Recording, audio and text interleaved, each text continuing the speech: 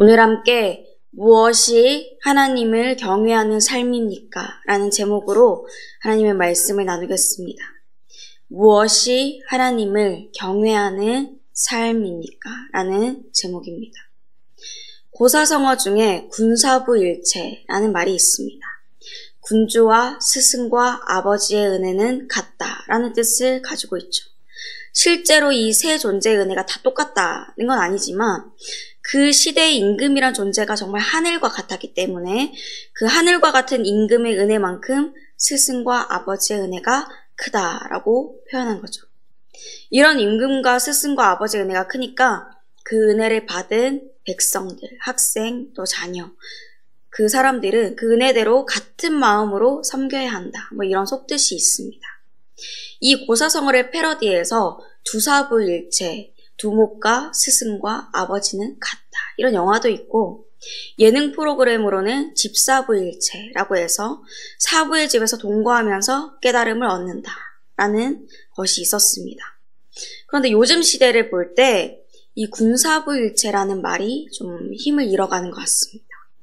자신이 공부하면서 배운 지식과 또 삶의 경험들을 이렇게 가르쳐주고 학생들을 돌봐주시는 선생님들이 많은 어려움들을 겪고 있기 때문입니다. 뉴스와 기사를 통해서 우리가 자주 접하고 있는 그런 문제죠.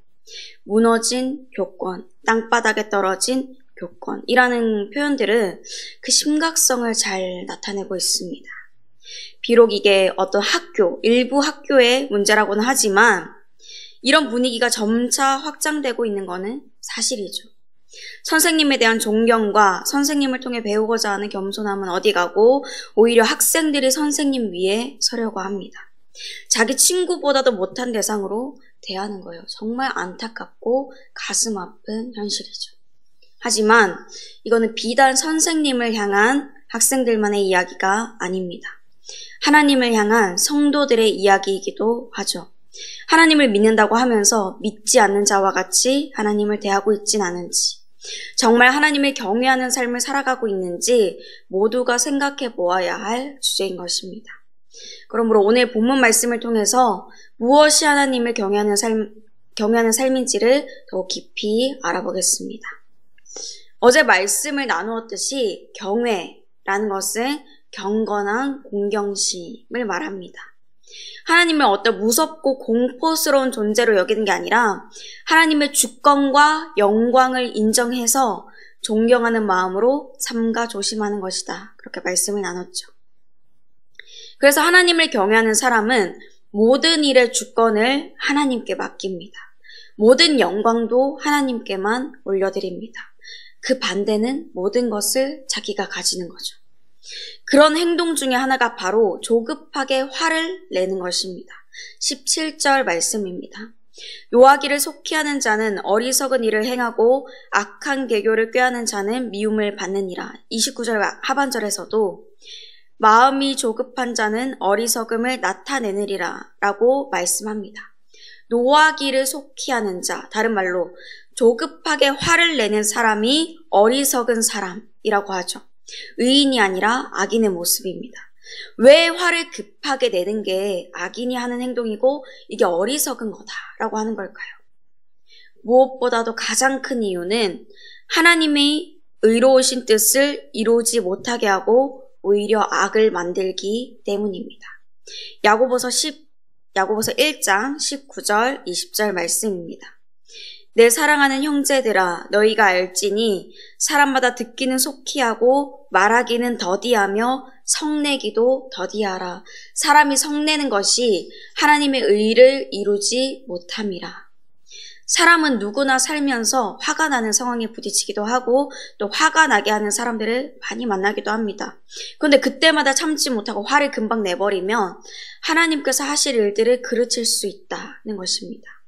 아직 기다려야 되고 참아야 하고 때로는 피해야 할 싸움을 하기도 말이죠. 이렇게 하게 되는 것입니다. 그 예로 가인이 있습니다. 가인은 하나님이 자신의 동생 아벨과 그의 재물은 받으셨지만 자신의 재물은 받지 않으셨다는 이유로 동생 아벨에게 몹시 화가 났습니다. 얼굴색까지 변했다고 창세기 4장에서 말씀하죠. 하나님께서 그런 가인을 보시고 죄가 너를 원하나 너는 죄를 다스릴지니라. 그러니까 화내지 말라, 좀 참아라 이렇게 경고하셨지만 결국 가인은 화를 참지 못하고 동생 아벨을 죽였습니다. 이 일로 인류 최초의 살인자가 되어버렸죠. 또 하나님께서 택하신 이스라엘 첫 번째 왕이었던 사울은 다윗에 대한 질투를 느끼고 후에는 분노를 참지 못하게 됩니다. 백성들이 자신보다 다윗을 높게 평가하고 찬양하는 게 너무 기분이 나빴던 거예요. 이러다가 자신의 왕위가 빼앗길 것 같은 그런 생각이 든 것입니다. 그래서 몇 번이고 다윗을 죽이려고 시도했습니다. 지금으로 치면은 살인 미수인 거죠. 이렇게 쉽게 화를 내는 건 자신을 그리고 타인을 상하게 만듭니다. 무엇보다도 하나님이 원하시지 않는 일을 하게 되는 거죠. 세상에서는 목소리 큰 사람이 이긴다라고 이야기하지만 그 분노가 오로지 자신을 위한 분노, 이기적인 목소리일 때는 이런 결과를 맞게 될 것입니다. 19절 또 30절 하반절 말씀입니다. 악인은 선인 앞에 엎드리고 불의한 자는 의인의 문에 엎드리느니라. 아멘. 시기는 뼈를 썩게 하느니라.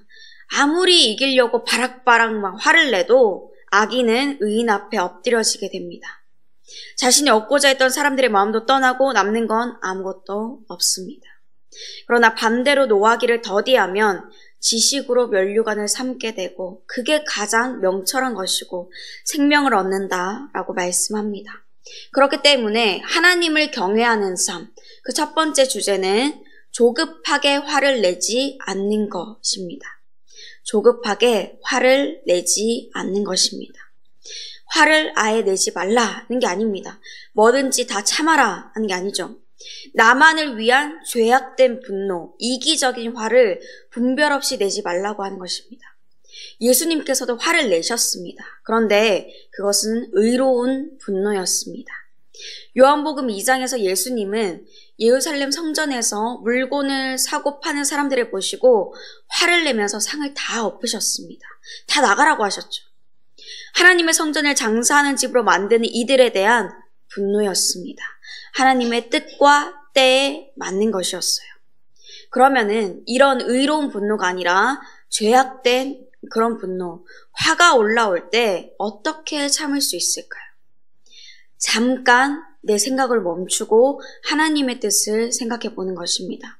하나님이 이루실 선한 계획을 믿음으로 바라보는 거죠.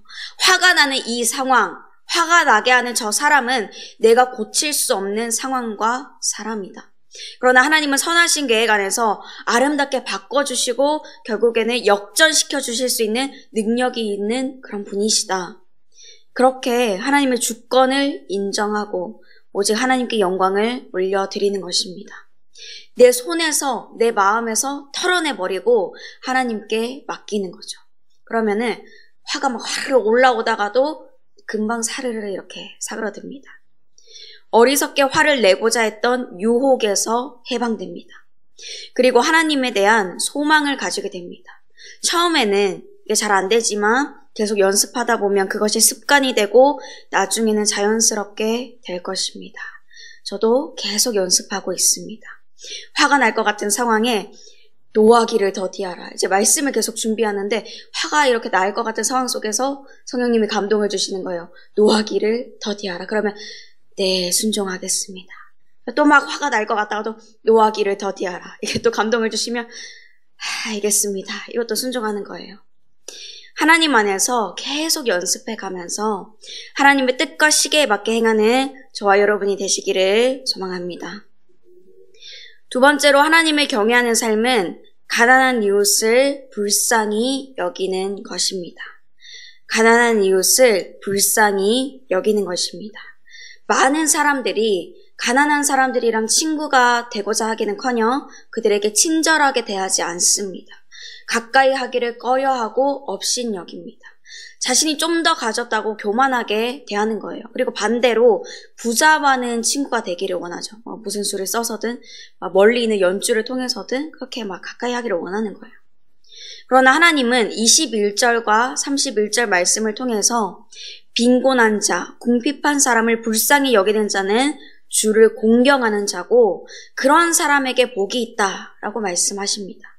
반대로 이웃을 업신여기고 가난한 사람을 학대하는 사람은 죄를 범하는 거고 하나님을 멸시하는 거다라고 말씀하시는 거죠. 마태복음 25장에서 예수님은 이것에 대해 더 구체적으로 말씀해 주셨습니다. 마지막 최후 심판의 날에 예수님께서는 양과 같은 의인들을 오른쪽으로 또 염소와 같은 악인들을 왼쪽으로 나누시는데 먼저 의인들에 대해서 칭찬을 해주십니다. 예수님께서 내가 줄일 때 너희가 먹을 것을 주고 목마를 때 마시게 하고 나그네 되었을 때 영접하고 헐벗었을 때 옷을 입혔고 병들었을 때 돌보았고 옥에 갇혔을 때 와서 보았다라고 하는 거예요.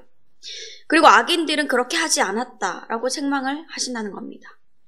의인들도 악인들도 언제 우리가 그렇게 예수님을 대했습니까? 라고 묻는데 의인들에게는 여기 내 형제들 중에 지극히 작은 자 하나에게 한 것이 곧 내게 한 것이니라 라고 하시고 악인들에게는 이 지극히 작은 자 하나에게 하지 아니한 것이 곧 내게 하지 아니한 것이니라 라고 하셨습니다. 그리고 이 두 그룹은 완전히 다른 결과를 맞이하게 되죠. 악인은 영벌에, 의인들은 영생에 들어가게 됩니다. 이처럼 예수님은 가장 큰 계명 가운데 하나인 이웃사랑에 대해서 말씀하실 때 부자 이웃과 가난한 이웃을 너희가 차별해서 대해라 라고 하지 않으셨습니다. 내게 이득이 되냐 안 되느냐에 따라서 사람을 가려 사기라고 하지 않으셨죠. 그렇게 대하는 것은 하나님을 경외하는 사람으로서의 태도가 아닙니다. 하나님의 뜻이 아니라 온전히 내 뜻대로 하는 것입니다. 그렇게 예수님은 하나님을 경외하는 삶을 살아갈 수 있는 지혜로운 방법을 알려주신 거죠. 예수님을 대하듯이 내 이웃을 대하는 거예요. 그러면은 그 사람이 부자이든지 가난한 사람이든지 모두를 귀하게 대할 수 있는 것입니다. 가난한 사람에게는 더 도와주고 싶은 마음이 당연히 들게 되겠죠.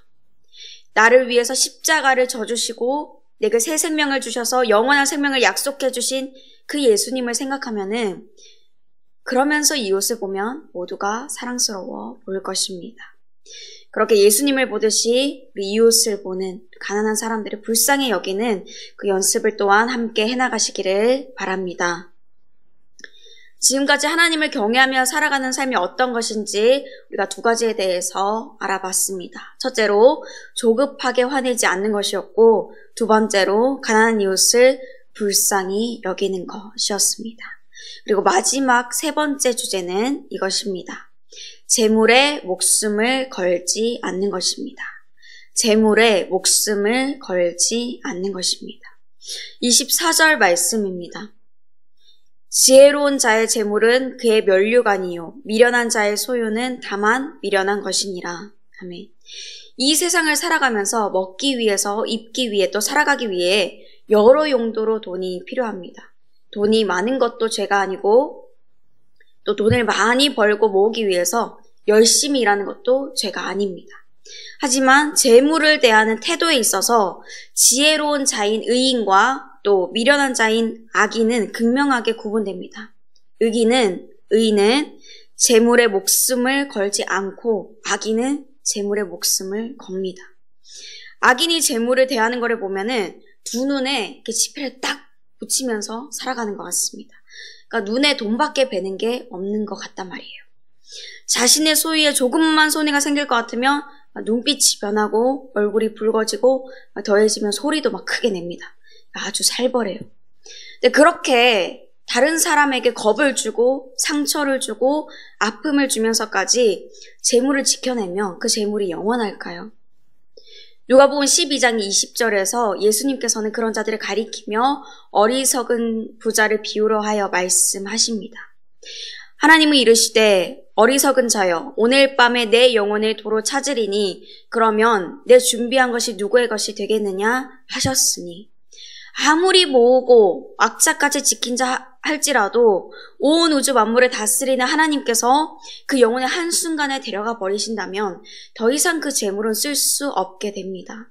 뭐 자기 집안을 위해서, 자손을 위해서 내가 악착같이 지키겠다 할지라도 하나님께서 하나님 나라를 위해 쓰시기 위해서 그것들을 다른 곳으로 내가 옮겨가겠다라고 하신다면 그 재물은 더 이상 그들의 유산이 될 수 없습니다.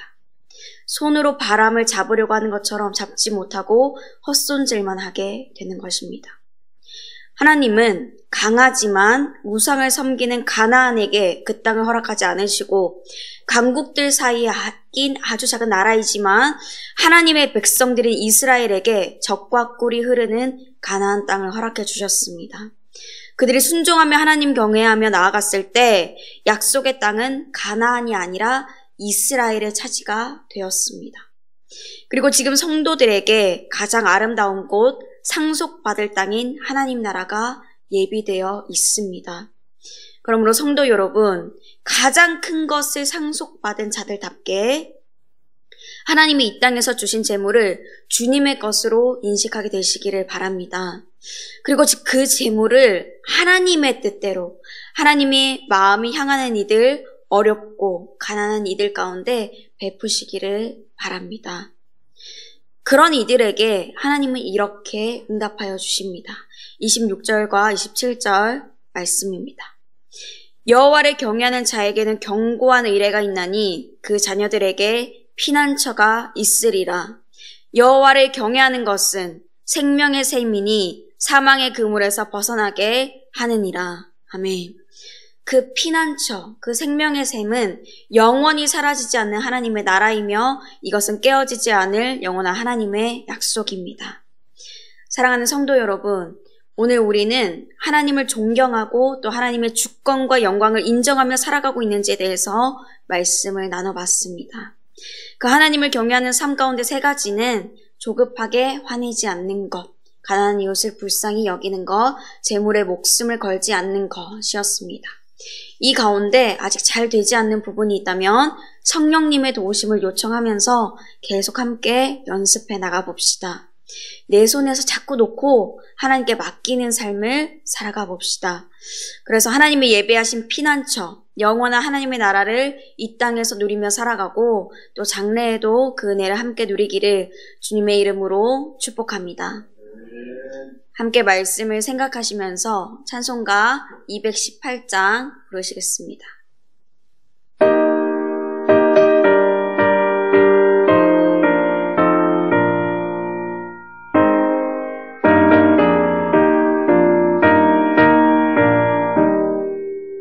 내 맘과 정성을 다하여서 주 너의 하나님을 사랑하라.